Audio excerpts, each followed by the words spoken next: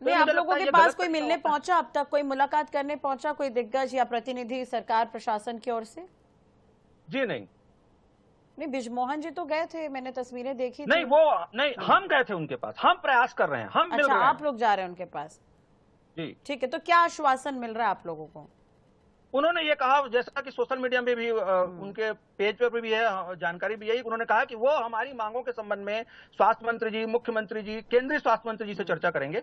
अच्छा, एक और बात मैं आपको बता दूं कि यह बार बार सरकार कह रही है कि एनएचएम के कर्मचारियों का जो भी 5 मांगे जो बची हुई हैं, उनका निराकरण केंद्र सरकार करेगी। तो ये बात पूरी तरह से गलत है भाई। राज्य स्वास्थ्य जो होता है वो राज्य सरकार का विषय होता है। कर्मचारी कैसे किस प्रकार से रखे जाने हैं ये राज्य तय करते हैं, इसमें केंद्र का किसी भी प्रकार का कोई दखल नहीं होता है। इस प्रकार का भी दुष्प्रचार फैलाया जा रहा है कि इसमें केंद्र की भूमिका है कोई। हाँ, ठीक है। डॉक्टर राकेश जी भी हमारे साथ जुड़े हुए हैं। राकेश जी, जो मांगे हैं एनएचएम कर्मचारियों की, सबसे पहले तो एज अ डॉक्टर मैं आपसे समझना चाहूंगी कितनी जायज ये मांगे हैं, क्योंकि आप डॉक्टर भी हैं। उसके बाद पॉलिटिकल एंगल से हम समझेंगे कि सरकार के साथ सहमति क्यों नहीं बन पा रही है कर्मचारियों की।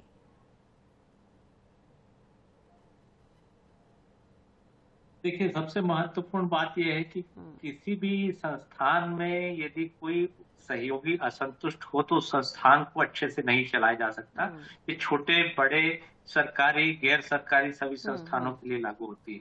दूसरी बात यह है कि यदि कोई जायज मांगे हैं, उनकी सुनने की इच्छा शक्ति हो और पूरा करने का सदप्रयास हो तो रास्ता निकलता है।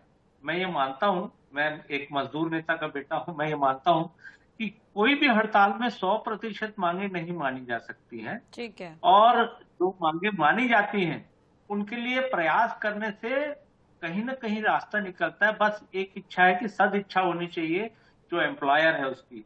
मुझे लगता है कि सरकार बातचीत के मूड में नहीं है।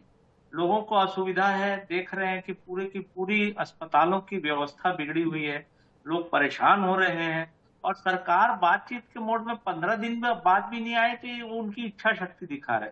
मुझे लगता है कि जो 27% इंसेंटिव की मांग है वो जुलाई 23 में की गई थी और उसमें बजट प्रावधान भी थे। सभी लोग ये चाहते हैं कि जिनके लिए बजट प्रावधान हो गया उसको पूरा करने में क्या दिक्कत है। सरकारी कर्मचारी अपने भविष्य की गारंटी चाहते हैं कि 62 वर्ष तक उनके यदि अनियमित भी है तो उनका रिव्यू होना चाहिए और उनको ऐसे ही नहीं निकाला जाना चाहिए। इसके लिए बातचीत प्रारंभिक स्तर पर भूपेश बघेल जी की सरकार में हुई थी।